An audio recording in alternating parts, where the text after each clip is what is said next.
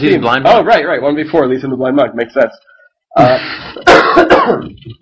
Right, Jeff G is one of our long-term producers here. Tamit, lead community manager. Seraph is the lead for tech support CS. And, of course, Coronach here, game designer, been with us for quite a long time. Has worked on a great number of champions, his most recent one being Lisa and the Blind Monk. And then we're just going to wait for all the buddies from IGN to show up and make themselves play and probably lose. Yeah, they actually posted that they may lose. They are expecting to. I mean, playing against Pendragon, I'd just be already like, all right, I hope somebody has a giant backpack, because I know Pendragon is carrying his team. Yeah, Pendragon and Jeff are definitely some extremely strong players. You can actually see on the list to the left, you can actually see their ranked stats for if they play ranked games, or otherwise their normal stats. You can see all of them 1,400 plus on the ladders. Seraph over 1,700. There's a very, very small percentage of players can even get that high. So a lot of good players kind of just waiting to play some IGN guys. I'm kind of looking forward to it. And we also got to thank the IGN guys, like we said before, for taking their time out to come and hang out with the Riot crew and play a game against us and play maybe a few, probably get them in if it goes really quick. But I think they'll give them a challenge, and I think it's going to be a very good game. I think we said they're around 1,400, or they said they're around 1,400. So it's really not that skewed between the ELOs right now. So we're definitely going to see a jungler on each team. It's going to be like that, and they'll be dragging control and whatnot. We have a few of the guys from IGN joining right now, so we may get this game going soon underway. And actually, I want to point out one thing real quick. So Rydog was just joined. His real name is Ryan Scott, and we want it so badly. So our lead champion designer, his name is Ryan Scott. and for actually a week on Twitter, I was talking to Ryan Scott from IGN as though he was the Ryan Scott here, because I forgot that existed. So I was like trolling him really hard on Twitter. Is like, why would you listen to Lady Gaga? What are you doing? It's like, wait, Ryan Scott's here today. How is he gonna? Oh no! Like immediately, just like face palmed myself over the internet. And he took it really well. He was just like, I'm going because my wife wants to go. I was like, that's okay, that's fine. Are you married? What? Like, well, no. I mean, they both are. So it was still working. Oh, and man. then I realized, wait, he's here. Not oh gosh. But they all are here. So unfortunately, we wanted to get our Ryan Scott, if I could say so myself, the better Ryan Scott. Just gonna seed some rivalry. Now, of course, this is very biased commentary, as there's no IGN representative here to talk about how good his team is. But I figured, just go with it. So I'm confident that our team's going to win. I'm looking forward to some devastation at the hands of Coronach, and to prove once and for all who the real Ryan Scott really is. Yeah. So this is the champion selection screen. You can see the summoner spells right now that Coronach is choosing. These are the spells that any summoner is given. They're not all open up once you start the game. You have to open them up per level, and you start doing that around 7 or 8 when you start to open up the new ones. You have to get more at 12. Ignite's a good one to have, but it looks like he's going to run Ghost and Exhaust. Exhaust will break down his enemy's armor just a little bit, as well as slow them down. It makes it a lot easier to attack that person. We can see you have your summoner or your masteries and the runes to the left. Right there, you can see he has a page set up already. The masteries are of 3 separate things: offense, defense, and utility, depending on which character you play. And that even really doesn't matter, because you can set them any way you want to build your character. Additionally, you can look at all the other champions in the game. So he pulls up his own champion profile, gives you an overview of the abilities, tips playing as or against. I'm just learning how to play right now. Learning how to play his own champion sounds like the appropriate. Let's play a stream. Let me pick him, lock in, and then actually let me figure out what I'm doing first. Also, one thing we do in League of Legends is play dress up. As hardcore as you might be of gamers, everyone really does secretly down inside want to play dress up. Yep. And so we give you the option to pick one of multiple skins. All our champions have, I believe, at least 2 custom ones now, and some have as many as like 6. And we want to continue to give you pretty dresses to wear, so that'll probably keep growing over time. And some even come with custom voiceover, custom particles, and custom models and all that. My personal favorite is the Gentleman Cho'Gath. Yes. Cho'Gath is a big monster champion who actually eats other champions and grows in size when he does so. Literally, that is what he does. And then he has a skin where he wears a top hat and a monocle and a cane, and then talks in a British accent. Yep. And that is the ultimate in playing dress up, I feel. Indeed it is. And like we said, if anybody is new here, League of Legends costs $0 to play. It is a free game. You can choose to go out and pick up a digital or the other collector's packs at a store if you wish to, and start the game off with a little bit of RP, which is Riot points that you spend in the game. But if you just want to play and play to get everything you have, you can do that with influence points. And that makes it a lot easier for the younger crew or people that just don't want to spend money. to play this game, and you really don't have to. Yeah, indeed. All the skins are so the skins are the only item in the game because they have no gameplay relevance other than playing dress up. And so I should say that there is some gameplay relevance because when they look at an awesome skin for the first time, they might just sit there and just not know what to do. I actually have heard stories. We recently released a skin for Blitzcrank, who's not in this game, but he has a Piltover Customs Blitzcrank where normally he's a robot, a big rockin' robot with robot arms that shoot out and grab people. He has a recent skin where he actually is as a car. Yeah. He becomes, so he hunches over, he grabs the car, he has the wheels. Blitz Rod. Yeah, right. And so his taunts and lasting abilities is like tires screeching and a horn and all that. And someone told me, like, the last in-person event I went to, is like, yeah, the first time I played against that skin, he used one of his abilities and I had to stop and laugh. Yeah. I actually couldn't physically play, and I gave up first blood because of that.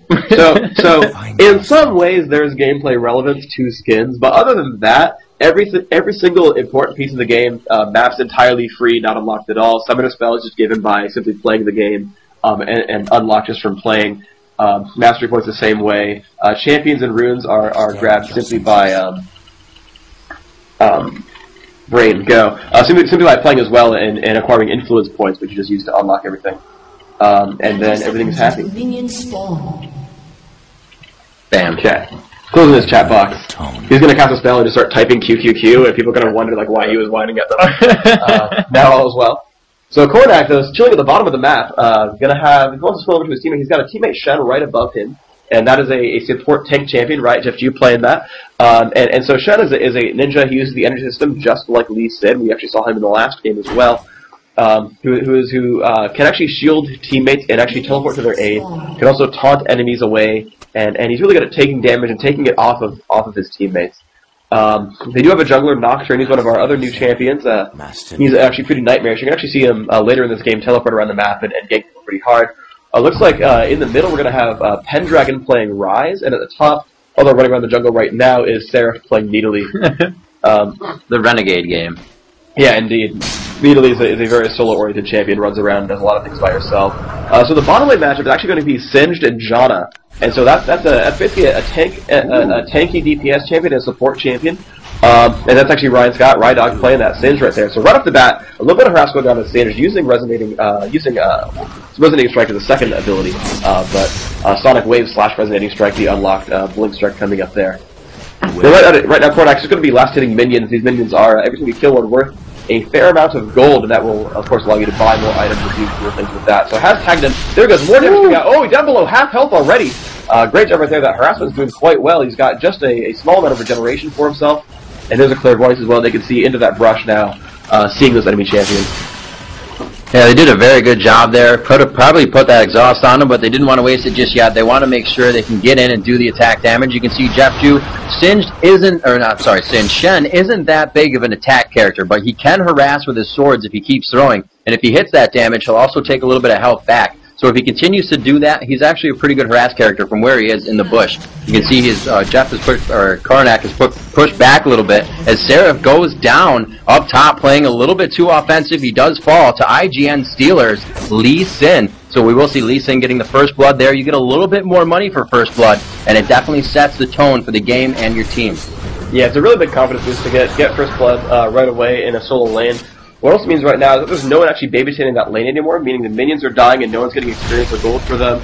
It usually forces the team to have to compensate and have someone run over there who wouldn't normally be in that area of the map and have to just take over that lane for a short time. You can see over in the minimap in the bottom right corner that red circle in the top left of the minimap, that's the enemy Lee Sin, pushing down towards that turret, forcing Seraph to defend himself as best he can. Again, it's pretty much an onslaught of minions.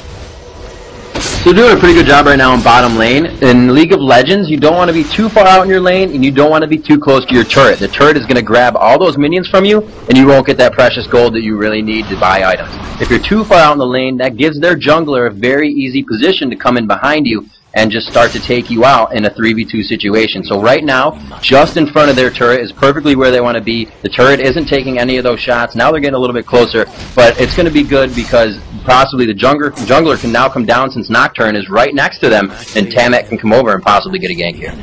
Yeah, indeed. So you can see that tornado coming up and charging down the map.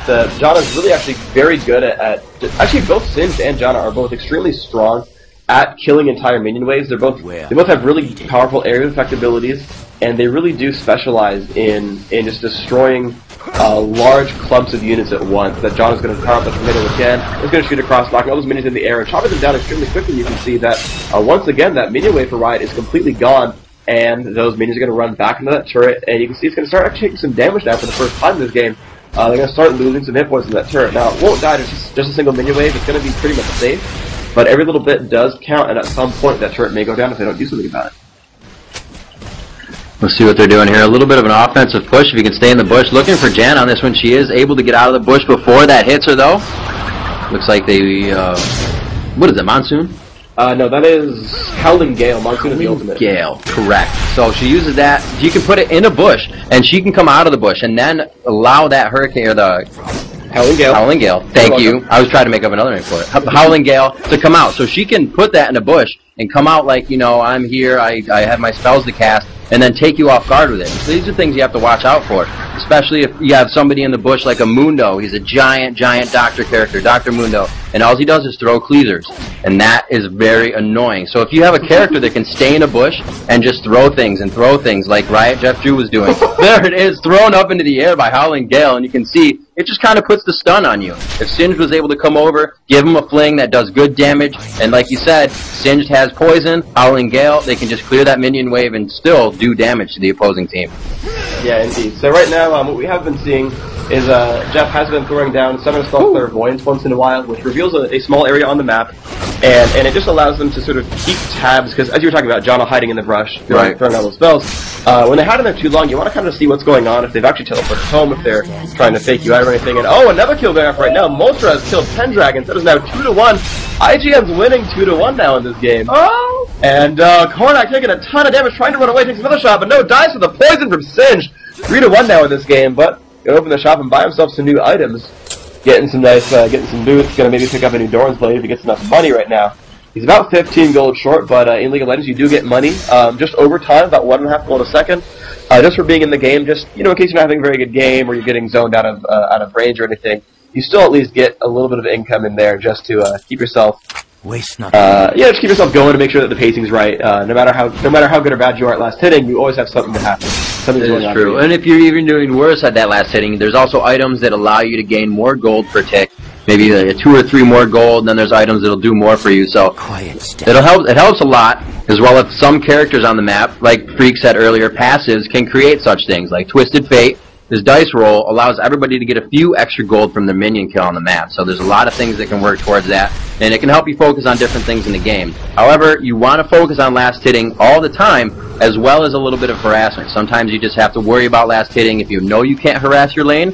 As like right now, they're taking a little bit of damage from Singed and Janna, so they could just be going for last hits, getting that out of there, because their minion wave's getting hit right now. They're going to be pushed back to their tower. Once again, Seraphs goes down. That is a second death for him. It's going to be Jax this time. Jax, a very good character, has a jump, and he can actually take you off guard. You won't think he's coming out of the bushes, and he'll just jump on top of you, possibly get a stun on you. A lot of these characters right now, they have a great comp against this Riot team. Yeah, they actually have a really good. They really do just have a great setup. They have a couple of big, pretty tanky guys with Singed, and to some extent Jax. Jax can get pretty durable as well. They have a phenomenal support in Janna. They have an amazing mage with a lot of crowd control and just general battlefield control with Anivia. She has the ability to put up an ice wall that blocks all movement entirely, and you can cut off either an advance or a retreat with that ability, and it'll get you pretty far up there. So you can see, again, Lee Sin jumping in there, being bursty as he has been so far this game, jumping in there with Sonic Wave Resonating Strike, and then just jumping right back out and winning in the exchange. But he's getting harassed down by Janna every time. He's not dodged a tornado in quite some time. Yeah. And that's hurting him. He's got that one death early just from taking a lot of incidental damage. We're going to have to see what they can do here. It looks like Ryze is back in mid again. Nidalee up top by herself. Top lane has back. So at that point, you want to let your team know lane is MIA. They're missing in action. Be careful. They could be in your lane. And you really have to play a little bit more careful. Seraph still pushing up in his lane, though, as you can see in the mini-map. And the top of that, he is past the river. That's a very good rule of thumb. If you really don't know where your lane is, don't pass the river and let your minions fight each other and only go for last hits. We can see Lee Sin and Jax both appearing because Lee Sin was in the bush up top. And we'll head back down to bottom here as we are watching that action. hitting that siege minion, trying to get that gold. It is more than regular, and it looks like Tammet's just going to come down and say, hey, what's up? You know, the jungler doesn't always have to gank. Sometimes the presence in a lane will allow your lane to push a little bit better and farm easier. So his presence right now is definitely helping that lane a lot. Yeah, so Tammet coming down, lending some aid, killing some minions, and just leaving, saying thanks for the gold, and I'm going to go and leave you high and dry again. And it does, you know, push that lane up there. Actually have a really good chance of going for Rydog right now. This is a great one to kick him back into the wall, but unfortunately, John, on top of that ultimate monsoon, which he did call earlier, actually forces the entire Riot team back away from Singe, will not allow him to go down, but that was a near death right there. If he had gotten the Dragon's Rage kick off a little bit sooner, it would have kicked him right back into Shen's grasp, and that could have been a kill very shortly, but even still, Rydog is pretty low. They can jump back in with another Sonic Wave and strike. His ultimate right now is giving him a lot of bonus regeneration and movement speed, but that's going to time out pretty soon and going to give him a pretty good chance to push right back on.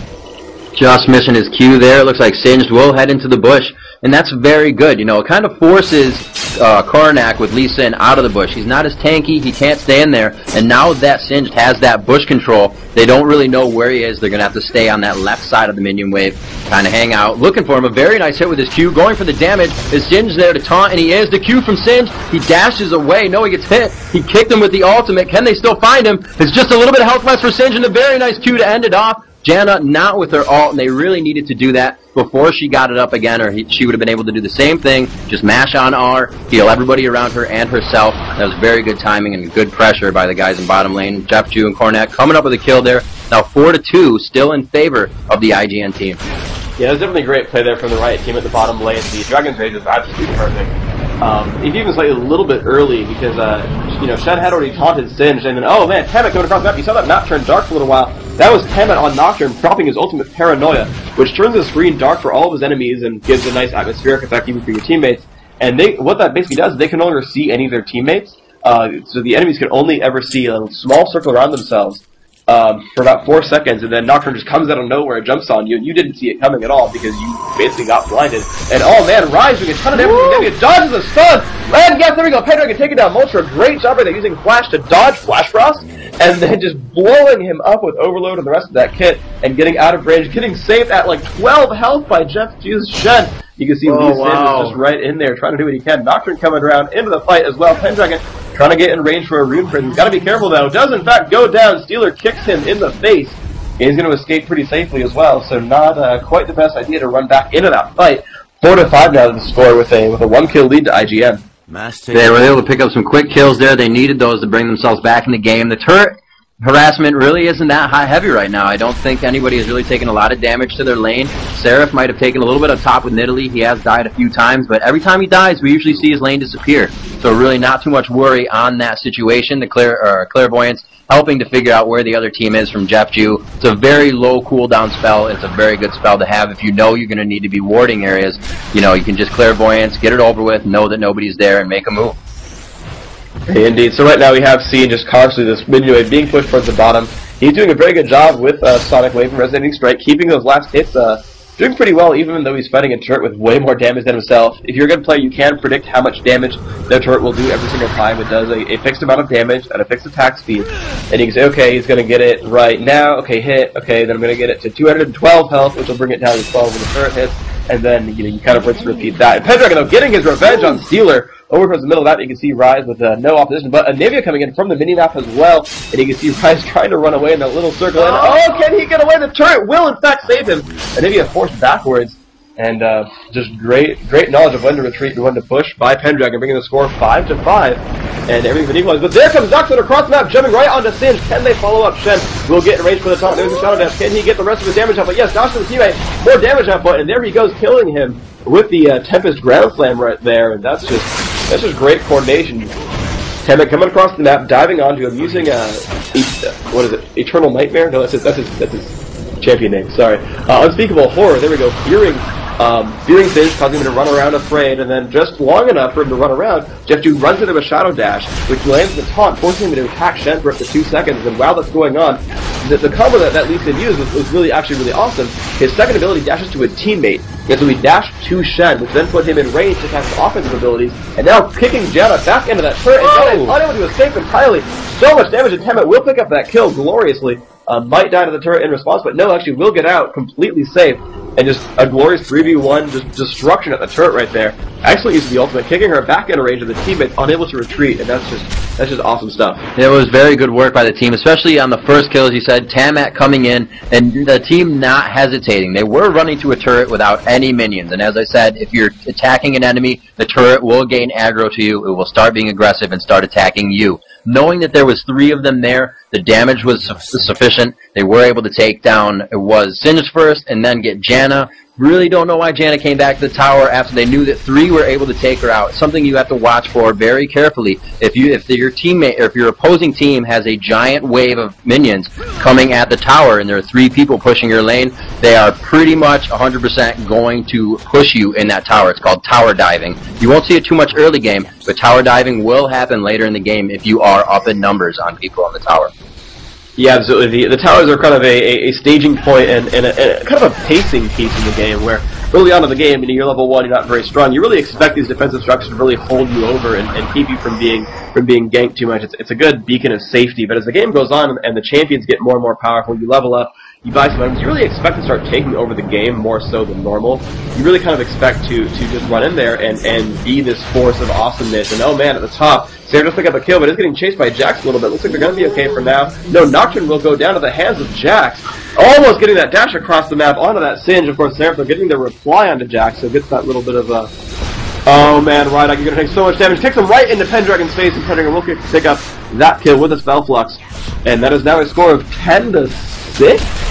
Oh man, that score is getting brutal pretty quickly. Coronach taking a lot of damage from Anivia. Anivia is wearing that golem buff we saw earlier, that blue buff, giving her pretty much infinite mana and very low cooldowns, allowing her to do a lot of work this game, and almost killing Pendragon. And he in fact does go down right at the end. That one last red ball flying from the minion picks up the kill from like 10 health, and Nivea gets credit because she did the most damage. Yeah, she did, and that's going to really affect her character right now. She has what we refer to as a snowball item. She has a Magi Soul Stealer. Every time she gets a kill, that will continue to stack up to 20 stacks. At 20 stacks, the ability power, that magic power that enemies and any of the characters can do if they are AP, she will be doing more damage and have all of her cooldowns reduced significantly. So right now, buying that snowball item, the Magi Soul Stealer, pretty much puts out there that she's ready to get a lot of kills. She has been, and she's confident about her game. So you really have to focus a high Magi's character if their stacks are getting too high above your teams, because they're going to be able to melt your team as soon as they get into a fight. Yeah, absolutely. So right now, Nivea, probably wearing about 2 stacks in that Magi's right now. Every stack will give you a little bit of ability power,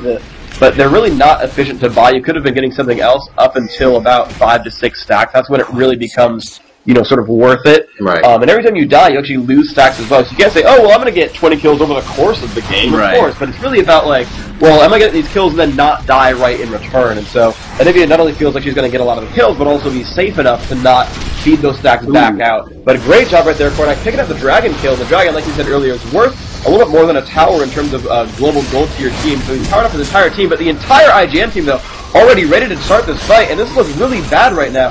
Ken is getting chased down by Jax and Janna right now.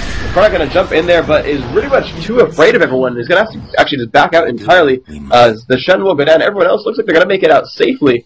It is worth it to lose 1 champion in order to kill the Dragon. It is worth a little bit more than a champion kill. Those objectives are nice and fun. And he's going to go ahead and just rotate over and kill some of these neutral minions across the map, get himself some more golden experience, hitting now level 11, picking up rank 2 of that ultimate.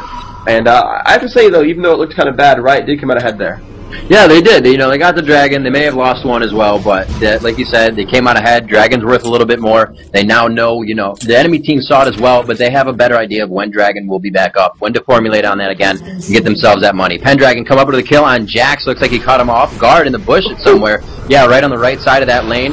You can see Nidalee, Seraph is throwing those spears. They do immense damage, and Pendragon's spell reel does 90% of the health of Lee Sin, and he gets hit with a spear from Seraph. A beautiful throw. That spear does so much damage, it just chunks the health out of people, and a combination of Nidalee and Nidalee and Ryze in middle, is probably going to be able to take out that first tower, the second tower of the game right now.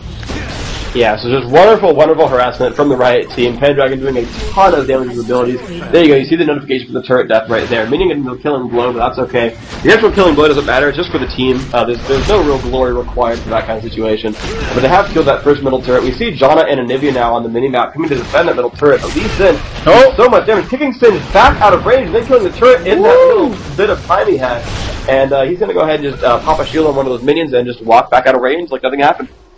Yeah, it was a very good play there. He knew he was getting attacked by Singe. Singe can only do so much right away. He can fling it and slow you. After that, you're just going to be able to walk away. Because he's not going to use his ult just for one person. It's very, it is. Yes, he can, but it's very team fight oriented.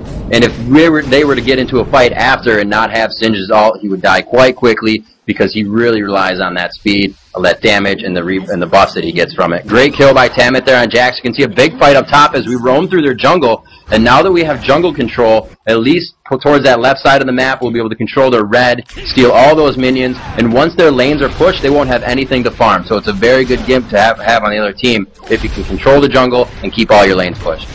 Yeah, so great job for the Riot team. They actually are definitely winning in turrets now. They've killed all 3 front turrets, so you can see, of course, there's the top lane, middle, and bottom lane that we've been roaming around through throughout this game. And yeah, now we've actually gotten the 4th turret, the 2nd turret of the top lane now, so a large section of the map is now without those beacons of hope we were talking about earlier, that even as the champions get stronger, turrets are still deadly. You can't just sit there and face tank one forever. So as you can see here, you know, they are taking some damage. They were not able to chase into the base because, again, those turrets can be scary eventually.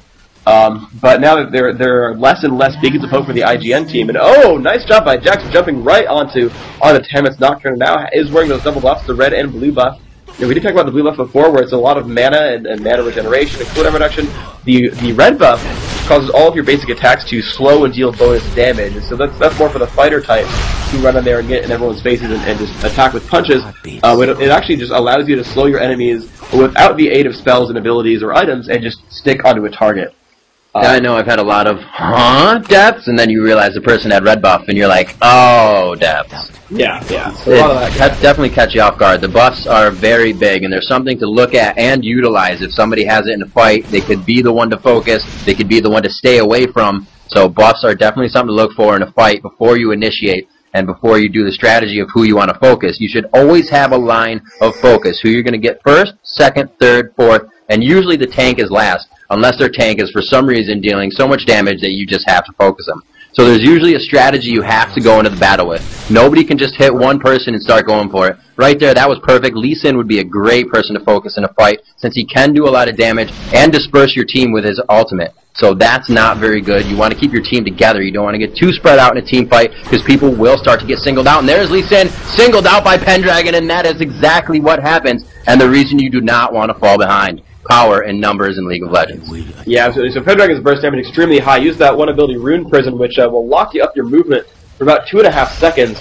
And there we see the Anivia crystallize, almost blocking up Pendragon's movement. Well, not quite, though. We'll allow him to walk around. And you just saw the follow-up from Lee Sin there from Coronach earlier in that fight. He's walking right up there with the Sonic Wave rotating strike, blowing him up quite nicely and just making a 5v4 right at the second mid-tower. And they're now up actually like 17-9 in kills. So Team Riot up in kills, up in turrets, up in dragons, and they are just pushing and pushing right now, doing a lot of damage. Janna is trying to throw out some shields as best she can, but look at the damage output right there. Rydog goes down, Janna pushes everyone right back out, so they're pretty much safe now. And they've got a small time where they got a 5v3 and the ability to push the turret down. Another spear coming out from Anivia. Janna now probably below half health. And just a lot of damage coming out. Coronach, be careful, taking damage from that turret. Another spear comes out. She is so incredibly low. There we go, Tammet jumping right on top of there. Is taking some damage from the turret. Looks like he might be okay though. And Coronach is being very afraid of the enemy team. Has to be afraid of this turret as well. And will allow his teammates to do all the work, but gonna go ahead and kill some wraiths instead in the jungle. And there's actually something you really need to be careful of. A great kill by Pendragon there. It looks like they're inside their base right now, just kind of hanging out. They're saying, we don't care that they have turrets. We're going to fight around them. But something you saw in that fight around the turret was a lot of damage was being done by the turret. And although Janna's ult was very helpful, it pushed the enemy team out of the range of that turret, saving her team, but also stopping the damage that was being done. So even though your ultimate is very helpful, you have to be aware of when you're using it. Not that that was wrong, but they could have had a little bit more damage before she wanted to use it. And it was a good play overall. They have a lot of players alive still. I think they only lost a few on that one. But Riot being very pressuresome around these turrets, and they are not going to give up even if the turret is there at this point. Yeah, and Pendragon just racking up kill after kill now. He's got the last 3 in a row. That second middle turret has dropped down now. And you see the spears come out from Needly, and they're just going to drop people for about a third of their health every single time. And actually, yeah, what Jenna was trying to do earlier, and she cast it just a little bit late, was trying to push Lee Sin specifically back away from Singe and save him and disengage the Riot team, but managed to cast it right as he died, which was only a safety measure, unfortunately. But yeah, we can see Needly running around, basically cutting the enemy team, and trying not to get caught, and just throwing spears behind her, doing a lot of damage to this enemy blind monk now. Coronach's going to be a little bit careful. It has been jumped on by Jack, doing a fair amount of damage back to him though. And now, the kick in the back, forcing him away, trying to keep himself alive, and the enemy at least getting dropped down quite quickly. Janna pops the ultimate, but again, will not quite save him in time, and his energy is going to recharge. He's going to go back with his Janna. The spear comes out, almost tags one, and let's see what he can do. Will not land the resonating strike either, and he's going to have to go ahead and just wait and farm some minions and wait for his regeneration. Indeed, you know, Coronach going back into that fight, Nidalee being a champion that can heal by ability power, and she does actually a lot of healing throughout the game if she can get that up. Also, the spear is doing a huge amount of ability power as well, and she's very good to have somebody fight with. Even if it's a 3v2 or a 4v2, she can keep you alive in that fight if she's not the one taking damage, trying to go into Puma and back out of that mode. So she's a very helpful character. Yeah, absolutely. So Nidalee's a pretty fun support plus damage hybrid. Also has the unique ability to turn it into a cougar. Yeah, there you go. As her ultimate. Not the baby form. No, of course. 40 plus. Even Coronach laughs. Who's been definitely silent the entire time. Second passive, right? Yes, of course. You want to tell the community? So Nidalee has a second passive, as again, her ultimate is called Aspect of the Cougar, and as everyone I'm sure knows the joke and the sort of pop culture reference, she has a hidden passive where if she's around a teammate who is lower level than she is, of course in League of Legends your champion levels up over time. Right now, Coronach level 14, it capped at 18.